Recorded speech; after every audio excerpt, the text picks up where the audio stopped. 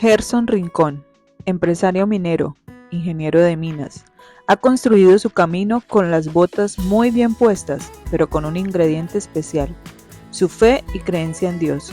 Se dio cuenta que para llegar al éxito no solo necesita ser profesional, también se necesitan valores, y antes de ser apasionado por su trabajo, tiene claro que debe ser muy humano. Señores, bienvenidos a Un Café con Propósito. Hoy me acompaña un colega ingeniero de minas que inició su recorrido en campo con las botas muy bien puestas hasta lograr construir su propia empresa. Vamos a tener muchísimo aprendizaje, vamos a ver todo su crecimiento y su historia. Inició en el año 2008 realizando sus prácticas como ingeniero en la mina San José. Posteriormente estuvo en la empresa Petrociviles Limitada y de ahí da un salto para realizar lo que sería su camino como asesor y comercializador independiente. En este camino tuvo la gran oportunidad de poder comprar un área de Petrociviles y fue ahí donde pudo iniciar su proceso de construcción de lo que hoy es la empresa Carbones Rincón SAS y comercializadora Carbones Rincón SAS. Bienvenido, Gerson. Buenos días, Inge, ¿cómo estás? Muchísimas gracias por la invitación a tu sitio de trabajo. No, Gerson, gracias por aceptar mi invitación, por estar acá. Para mí realmente es un orgullo muy grande poder traer a verdaderos representantes de la minería de nuestra región y que podamos compartir todo ese proceso de crecimiento que hemos tenido y que hoy por hoy, pues a pesar de tantas dificultades, hemos logrado salir adelante y ser unos grandes referentes. Tendremos una conversación llena de aprendizajes reales, experiencias vividas en campo y vamos a tener muchísima inspiración para quienes hasta ahora están iniciando su proceso profesional y empresarial. Así que sírvanse su taza de café y vean con nosotros este episodio con muchísimo propósito.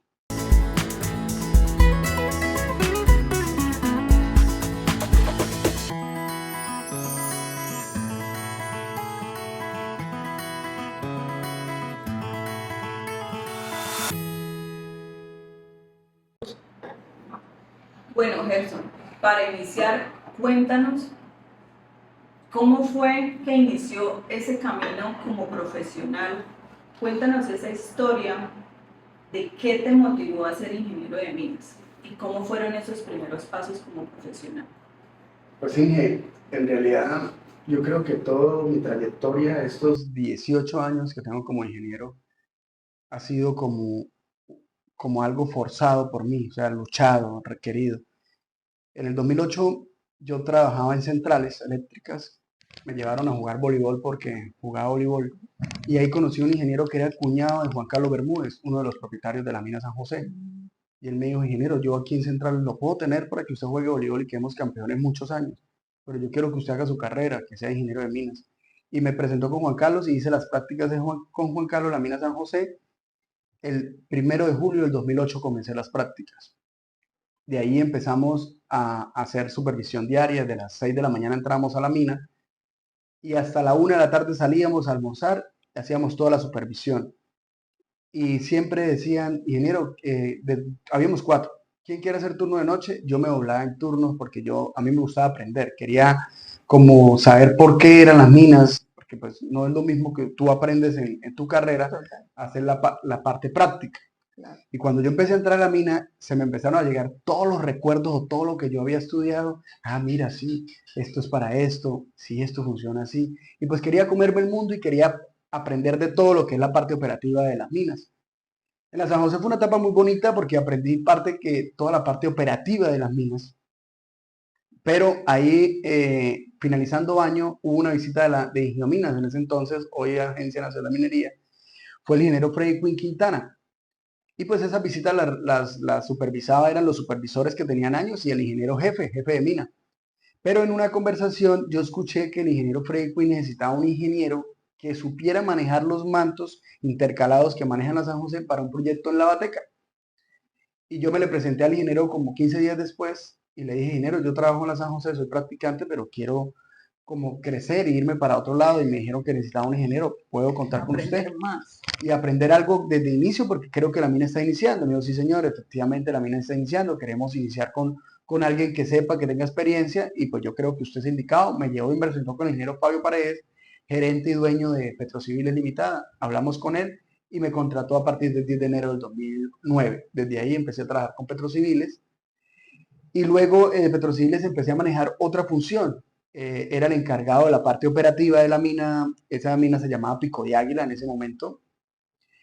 Y de ahí aprendí mucho del ingeniero Freddy Quinn, que era más técnico que operativo, y él era más técnico jurídico. Entonces él empezó a enseñarme cómo defender, cómo contestar, cómo hacer PTOs, cómo organizar planeamientos, porque pues uno sale, pero todo eso la práctica no lo lleva. Sí.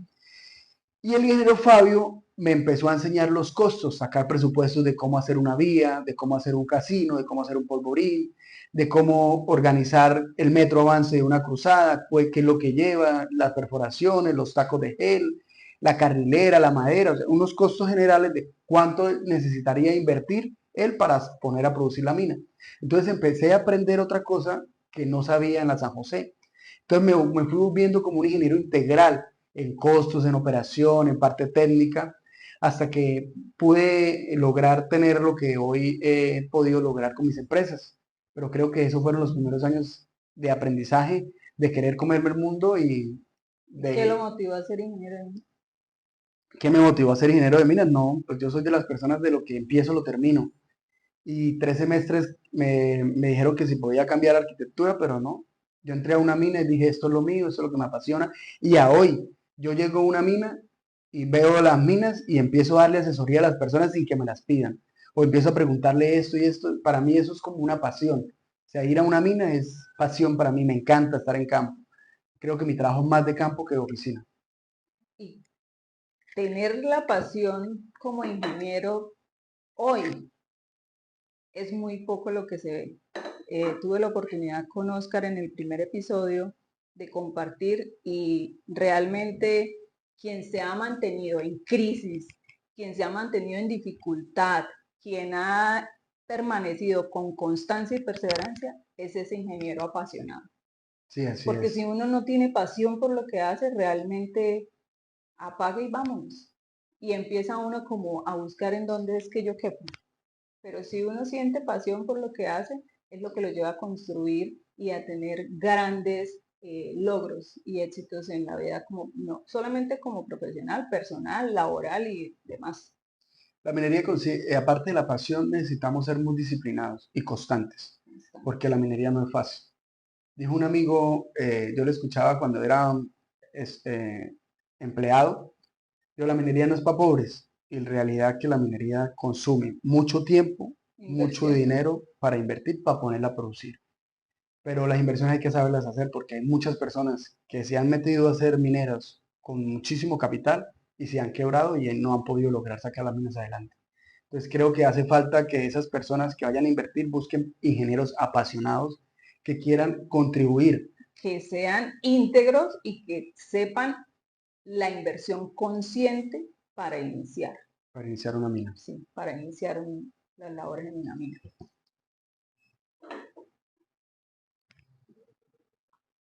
Gerson, pasar de ser empleado a crear tu propia empresa no es fácil. ¿Cómo fue dar ese paso? ¿Cómo fue ese salto como empresario dentro de la minería? Pasar de ser empleado a ser empresario no es fácil, sí, es un tema y es como un mito que tenemos los empleados a decir, no, pero tenemos una estabilidad y montar una empresa es tener mayor responsabilidad. Creo que para todas las personas que inician, lo más importante es confiar en uno mismo y creer que a medida de que nosotros vamos emprendiendo, va llegando soluciones. Pero tenemos que dedicarnos siempre nosotros a hacer la solución. Es decir, tenemos que volvernos secretarios, contadores, Completamente, administradores, ingenieros, completamente. salubristas ocupacional, porque en ese momento era salud ocupacional, no seguridad y salud del Ujú. trabajo, para poder llegar a montar lo que hoy es una empresa. Porque si tratamos de siempre buscar a las personas para que contratar no vamos a ser capaces de lograrlo. Y creo que ¿qué me impulsó a ser empresario? Trabajé como hasta el 2013, 2012 como empleado. Estamos hablando 2008, 2009, 10, 11, 12, 4 años.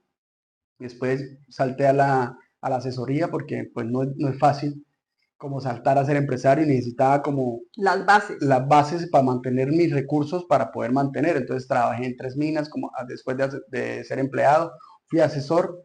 En esas minas asesorando les compraba la producción cuando me decían, ingeniero, no tenemos a quién venderle, porque después de un boom siempre viene algo que llamamos nosotros como el efecto rebote. Está el precio así y la gente se acostumbra, baja, y ahí es donde empiezan las comercializadoras o empresas a querer comprar o a que le roguemos a que nos compren el carbón. Pero lo que me impulsó a mí fue, creo que en esa época el ingeniero Fabio Paredes, que en paz descanse, nos debía como 4 o 6 meses de sueldo y yo era el jefe de la empresa en ese momento. Y a mí se me acerca primero la ingeniera Cris de Casablanca, la área de Casablanca, y me dice, ingeniero, necesitamos 1000 toneladas de carbón térmico, y pues me dijeron que en este patio podía lograrlo. Y pues como yo era el jefe de patio bonito en ese momento, llegaban era a tocar mi puerta. Entonces yo llamé al ingeniero Pablo y le dije, ingeniero, está necesitando la área de Casablanca 1000 toneladas de carbón, y esta empresa las tiene en nuestro patio acopiadas y la tiene más de 2 meses. Como yo era tan organizado y entonces yo sabía cuál era el inventario de cada empresa que había en carbón porque yo era responsable de los inventarios de cada patio. Entonces el ingeniero llamó, hicimos el negocio y él le vendió el carbón a la harina de Casablanca. Una semana después de haber despachado, la ingeniera Lady Hernández, creo que la fundación se llamaba, bueno, la de la Termotasajero, ella trabajaba por medio de una fundación y la fundación era la que contrataba o compraba el carbón y le vendimos 5000 toneladas de carbón también. Lo mismo, compramos a los que estaban acopiando para moverles el flujo de caja y de ahí, y al final del año, pues él nos pagó, se nos niveló y todo, pero al final del año la recompensa yo esperaba un bono y pues pagamos, vendimos y me dio a diferencia de una ancheta, una botella de whisky. Entonces yo me quedé pensando y dije, no, pues yo haciéndole a todo, organizándole todo y no tener un bono, pues en esa época uno ya siendo que es la base, la cabeza de la empresa, El líder del equipo. que si no había CPM yo buscaba para conseguir para que el cargador no se parara, a los obreros les conseguía, o sea, yo mantenía la operación a flote en esos 6 meses sin pago. Entonces yo me decidí y dije, no, yo no voy más, me voy a independizar. Y me independicé, empecé a asesorar y esas minas que empecé a asesorar me empezaron a vender el carbón y así empecé a comercializar. Me salieron préstamos en los bancos, como movíamos dinero de las cuentas, me entraba a las empresas, como hice muy buenos contactos en Patio Bonito, porque pues por mi responsabilidad, por mi honestidad, no se les perdió ni un gramo de carbón a las empresas, pues gané contactos. En ese momento me acuerdo que estaba Amparito de Carbón en la Aurora y ella me ayudó mucho después de que yo me independicé a darme cupos en Escomín. Y después pues, vino Carbomás, Homero se me presentó Homero porque era parte de Escomín, hicimos una alianza con Homero en la comercialización de carbón y ahí empezamos a subir, de ahí empezamos a tener contacto con Juan Carlos, ya a sentarnos a esperar un cheque y él me decía, y todavía hablo con él y tenemos mucho contacto por teléfono, hablamos, nos escribimos y nos contamos cómo va el carbón, cuánto está vendiendo. Esos contactos me han servido pues para darme cuenta que pues ya a los 3, 4, 5 años después de trabajar con una empresa tan importante como el Consorcio Minero, me codeaba y me sentaba a esperar un cheque con ellos. Entonces son motivaciones que... Y finalmente, esos contactos que uno hace cuando está en su etapa como de crecimiento profesional, que si se hacen bien, van a ser como los que lo ayuden a uno a impulsarse. Venga, ingeniero, necesito que me colabore con esto.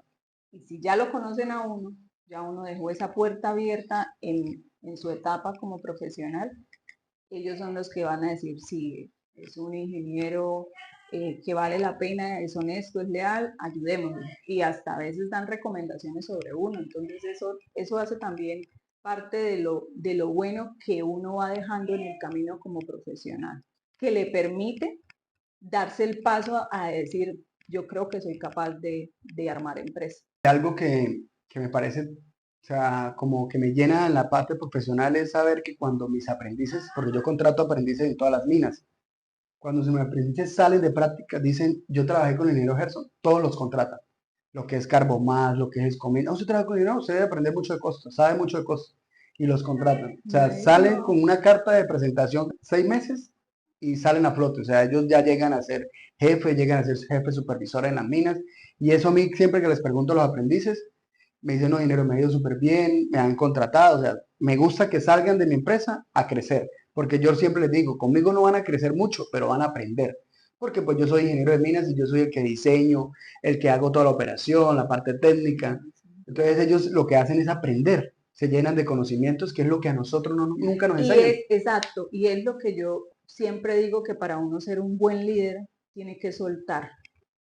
Y tiene que soltar eso que uno aprende para que otros crezcan, para que en el momento en el que uno ya vaya a otro nivel, esas personas puedan hasta llegar a dirigir o, ¿por qué no? Uno los tiene en cuenta como para que sean los representantes de uno dentro de la empresa cuando ya uno está en un momento en el que uno dice, no, ya puedo soltar. Y eso creo que es algo muy interesante de las personas que saben ser líderes. ¿Cuáles han sido sus mayores desafíos que ha tenido como profesional y cómo ha logrado superarlos? Cuéntame un poco. Yo creo que uno de los mayores desafíos que uno tiene como profesional es enfrentar la muerte. Me acuerdo tanto que en la mina San Diego, uno de los trabajadores tuvo un accidente mortal y yo en ese momento no estaba en la mina, pero yo iba subiendo cuando lo iban bajando. Y ver así al trabajador que tantos años lleva con uno o que empezó de cero y que ha empezado a surgir y llega a la labor donde gana más dinero, ver cómo se le dan los sueños a las personas en ese momento fue algo que para mí me impactó y más me impactó darle a llamar a las familiares. No, es muy duro. Su familiar acaba de un accidente y falleció. Entonces creo que eso es lo que me marcó a mí como ingeniero y como profesional y desde ahí aprendí que la producción nunca debe ser primero que la seguridad de una mina. Entonces, para mí lo más importante de todo fue seguridad para poder producir. Y de ahí empecé a estudiar la especialización de seguridad en el trabajo en la libre. Creo que eso fue lo que me marcó para seguir creciendo profesionalmente y tener mi empresa blindada ante cualquier accidente o inseguridad o riesgo que ocurra dentro de una mina. Y eso es lo que queda de aprendizaje, que finalmente es lo que también lo ayuda a uno a crecer, ¿no? El tener dificultades y cómo las enfrento y cómo hago para mejorar, para que ya no me ocurra, o por lo menos mejorar mis procesos y que estos no me ocasionen más problemas más adelante y lo duro que es una pérdida de un trabajador, porque pues finalmente es colocarse en los zapatos no solamente del trabajador, de la familia, que es lo más difícil de enfrentar. Ahora como empresario, la palabra liderazgo, ¿cómo la entiendes en el sector minero? Que es a veces como tan difícil como de uno lograr serlo. ¿Y qué, o sea, cómo te esfuerzas para ser ese líder? Bueno, los tiempos de hoy han cambiado muchísimo. Los ingenieros de minas que salen como profesionales a campo profesional no quieren entrar a minas. Yo creo que el liderazgo como ingeniero de minas se gana estando en campo, entrar a la mina y darse cuenta uno por los propios ojos de uno qué está sucediendo y qué puede beneficiar la experiencia de uno, o al menos ver una vía clasa, unas botadas mal paradas, y decirle a los trabajadores, mira, eso no se hace así, eso se hace así, y por qué se hace. Porque no es porque uno quiera hacerlo, que es lo que uno tiene que empezar a tener tacto con el obrero o con la persona que trabaja. Y creo que antes de ser un líder, uno necesita ser humano. Entonces, cuando usted aprende a ser humano, usted se da cuenta que esa persona que está ya acalorada, que está ya trabajando, que está haciendo las cosas a veces bien o a veces mal, y usted llega como ingeniero, como profesional, porque soy ingeniero, a sus 21, 22 años, y decirle, mire, esto no se hace así, porque se hace así, porque se hace. Hay que saber. Por eso hay que ser humano para usted poder entender. Lo que no me gusta que me hagan, no quiero hacerlo. ¿Sí? Entonces, si usted no aprende eso, el trabajador a usted nunca le va a copiar. Entonces, eso es lo que uno tiene que ganarse como líder, el respeto del trabajador. Es la diferencia entre líder y jefe, porque por lo general el líder se gana el respeto y para las personas un jefe es autoridad. Sí, yo creo que a mí me encanta entrar a las minas, subo los tambores de explotación, subo los tambores, o sea, eso para mí me apasiona, entrar y revisar. Yo creo que eso ha sido uno de los mayores beneficios que me ha traído a mí tener empresa, porque yo no tengo accidentes en la mina de San Sebastián, que es la propia, no he tenido un accidente de que estoy trabajando, tengo 6 años de trabajo, no he tenido accidentes ni mortales ni graves. Y como dicen por ahí, es que así es la única forma de uno no tragar entero, Sí, de que claro. le vengan a decir a uno de pronto el supervisor que tenga uno en la mina o el de seguridad o alguno venga a querer decirle a uno algo y uno como que le creo porque pues me lo dice él, no, si yo tengo conocimiento de causa, sé que no, sé que está fallando y sé que puedo mejorar. Y así es, para mí ese es el liderazgo, estar allá en campo, no desde Sí, una oficina mandando y llamando, mira, hagan esto porque a la persona que sabe la mandar. No todo el mundo nace para ser líder y no todo el mundo nace para ser obrero o ser empleado. sí, Desde exacto, ahí es donde uno tiene que aprender a manejar o manipular todas las situaciones para poder llegar a ser un claro, buen líder. sí, exacto. Gerson, ¿qué aspectos personales ha tenido que mejorar o fortalecer para lograr ese crecimiento que hoy tiene? Y pues yo creo que fortalecer mucho para crecer profesionalmente es como la disciplina y la constancia y la perseverancia. Pero yo siempre creo que persevera alcanza. Hay un dicho o hay un lema que dicen que cuando la tormenta llega a usted, usted tiene que atravesar la tormenta y no pararse en la tormenta a esperar que la tormenta pase. Si nosotros no nos arriesgamos a pasar la tormenta, nunca vamos a encontrar la paz y la calma. Yo creo que eso es como el fortalecimiento que debe tener uno como ser humano para esperar, no esperar en la tormenta, sino avanzar y seguir, para pasar adelante la tormenta. Yo creo que eso es como más que todo la disciplina y constancia que he tenido para llegar a donde estoy. Yo creo que uno de mis mayores mentores en la vida ha sido mi papá, ¿no? Que Gerson afortunadamente lo conoce. Y mi papá dentro de mi proceso de crecimiento ha sido esa motivación más fuerte y él me envió precisamente un video sobre eso, de una situación, un escenario donde la hija iba con el papá en el carro y se les presentó una tormenta muy fuerte y ella le decía, papá paro y él no, siga. Y ella en el camino se encontraba que uno se quedó varado, seguía adelante y papá paro, no, siga adelante. Y se encontró que el otro se había bajado del carro y se había ido por el arroyo. En fin, así, hasta que llegó al final, donde ya no estaba la tormenta, y se bajó del carro y miró atrás. Y dijo, logré pasar todos los obstáculos que me puso la tormenta y ya hoy puedo estar y ver la luz. Y creo que eso es uno de los grandes desafíos para el crecimiento empresarial, el atravesar por todo el proceso, porque yo creo que lo más difícil es empezar y construir. Y construir tiene que ir agarrado de bases sólidas y entre esas muchísimos valores, que son los que lo van a mantener a uno ahí fuerte, firme. Y creencia, bueno, por lo menos en mi caso, creencia en Dios. Amor a ¿Sí? Dios. Y temor a Dios. Que si uno hace las cosas bien, correctamente y demás, pues Dios a uno siempre lo va a sacar adelante en cualquiera de los retos y dificultades que se encuentren en ese camino de construcción. Creo que una de las bases de mi crecimiento ha sido entregarle todos los productos a Dios. Yo soy de las personas que arranco año con misa, día del minero y termino año con un proyecto, le digo a Dios y le digo, Señor, si no has de que ese producto sea para mí, no me lo pongas en el camino. Pero si me lo pones en el camino, que sea tuyo, que tú seas el que lo dirige. Yo creo que tener esa palabra de Dios en tu corazón y que Dios es el que te mueve, es lo que hace que las personas fluyamos y tengamos una energía cuando se llega de algo. ¿Cree que su empresa es un propósito de Dios? Pues yo creo que sí, porque yo todo se lo dedico a Dios y todo se lo entrego a Dios. Y lo que no quiere que Él esté conmigo, Él poco a poco me lo va quitando. me lo va demostrando. Depurando. Él va depurándole el camino a uno de lo que no le sirve. Y yo soy de las personas, por lo menos me llaman, ingeniero, que está lloviendo, que las boquetas no pueden subir, ¿qué hacemos? Y yo, paren, si no hay donde paren, que algo va a pasar. No forzamos las cosas, paremos, Total. porque primero está, yo no puedo pelear contra Dios, contra el mundo yo no puedo pelear. Climas es de Dios, derrumbes son cosas de Dios. Y no los vamos a exponer. Entonces, yo siempre les digo, paren, que no tenemos problema, y me ha ido bien. ¿Cómo logra usted equilibrar su vida personal con la vida tan demandante que es la minería? ¿Y cómo logra tener esos momentos de desconexión? Pues sí, mira, en realidad, soy de las personas que pienso, y estoy seguro que para todo el tiempo, solamente de organización y disciplina. Yo soy muy disciplinado.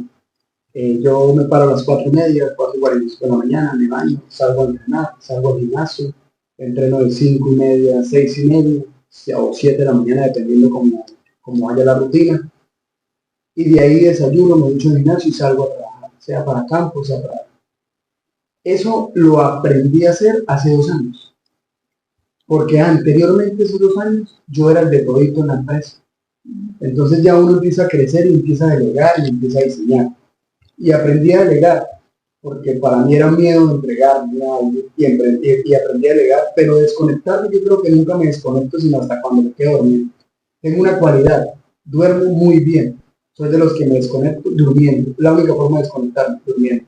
Solo duermo en la noche, no duermo en mediodía, no tengo tiempo para dormir a mediodía, pero yo creo que para todo el tiempo, yo hasta las 4:30 trabajo en oficina o en campo, trato siempre de llegar antes de las 4:30 para estar con mi hijo, acompañarlo en el fútbol, y ya después de eso pues retorno a mi casa a 6:30, 7 de la noche, y ya de ahí pues comparto con mi pareja o con la mamá del niño, y ya yo creo que para todo el tiempo, solo que organizarnos. Sí, es cuestión de organización. Cuando uno tiene disciplina es organizado. Eso es como que va amarrado. Pero en la minería uno no se puede desconectar, porque usted a No. cualquier hora empieza dinero que no hay, los boquetas se vararon, que no pueden subir, entonces organice transporte, cambiar de una mina para la otra, que no hay STM, que no hay madera, entonces uno tiene que hacer... O que llegó la madera, o que el explosivo, porque el explosivo por lo general llega de noche o en la madrugada. Entonces todo eso, uno no se puede desconectar de todo, sino ya... Pero aprendí a apagar el teléfono en modo avión después de las 9 de la, después de las 9 de la noche, y cuando me levanto pues respondo lo que ocurra en la noche. Pero hay que aprender a alejarnos de ese aparatico celular que es muy bueno para trabajar, pero es muy malo para estresarnos a nosotros. Sí, sí, sí. Gerson, ¿cuáles han sido esos referentes o esos mentores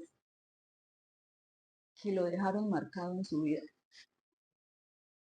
Pues yo creo que yo he tenido 2 personas que me han enseñado mucho. ¿Sí? A mí la empresa Consorcio Minero de Cúcuta me enseñó mucho porque me abrió las puertas al aprendizaje, en la parte operativa. Pero el ingeniero Freddy Quinn me enseñó mucho la parte técnica y jurídica de las minas. Y el ingeniero Pablo Paredes, que en paz descanse, él me enseñó mucho de costos. Y él, antes de morirse, vino a Cúcuta a vender los títulos mineros de él y yo le compré la mina San Sebastián, que es el título minero que él tenía antes de fallecer, y se lo pagué a la familia en el boom. Terminé de pagarle el título minero a ellos. Creo que la persona con la que soy más agradecida es con mi Pablo, que me dio la oportunidad de tener un título minero sin dinero. Porque me dijo, yo sé que usted es capaz de operarla, yo sé que usted es capaz. Cuando usted la saque a flote, me paga. Y me dio varios años sin pago para yo poder sacar la mina adelante, porque es una mina que nadie daba nada por la mina. Y cuando empecé la mina, todo el mundo decía, el ingeniero Jesús se va a quebrar. Y aquí estoy, 6 años después. La veracidad de lo que dije hace un rato. Cuando uno hace un buen camino, después de esos contactos y esas personas son los que lo llevan a uno a impulsarse y a crecer. Y a dar ese botico de confianza, porque con un solo voto de confianza uno inicia. En el proceso de emprender, ¿cuál fue ese error que aprendiste algo valioso y que quisieras compartir para quienes están apenas iniciando? Pues sí, yo creo que creo no, estoy seguro que el error más grande es confiar en las personas. Porque hace muchos años confié en una persona y hicimos una mina. Y por circunstancias extrañas, a mí me tocó salir de la mina porque era una zona roja, porque era una zona complicada, pero yo la mina la hice. Una de las primeras minas que hice y confié en las personas y desde ahí aprendí que las cosas, sí, hay que tener valor de la palabra. Yo soy una de las personas que valoro mucho las palabras de las personas. Si usted me da la palabra, yo le creo. Pero también aprendí que lo que está escrito, escrito está. ¿Sí? Para mí mi palabra vale mucho. Y yo les digo a mis trabajadores, yo les doy esto, les cumplo eso, yo lo cumplo, trato de cumplirlo porque para mí la palabra tiene un valor. Pues yo creería que a los ingenieros nuevos y a las personas que quieran aprender es no confíen en nada, confíen solo en ustedes que son capaces de lograr mucho. Uno se proyecta, se propone y se dispone siempre a hacer las cosas bien. Yo creería que esa es como el primer error y único error que cometí fue creer en las personas y desde ahí que dejé de creer en las personas me convertí como en un hombre más fuerte. Sí, total. A nosotros nos crían y nos dan unos valores base para nuestro crecimiento, para nuestro eh, reto, dificultad, para todas esas cosas que se nos van presentando. ¿Cuáles han sido esos valores que lo han guiado hasta hoy para convertirse en lo que hoy es, como profesional, como empresario? Y pues yo creo que valores, yo creo que todo. Uno en la vida tiene que manejar siempre todos los valores. El respeto, el amor, la amistad, la responsabilidad, la constancia, la disciplina, la perseverancia. Pero yo creo que antes de los valores, nosotros tenemos que temer de Dios.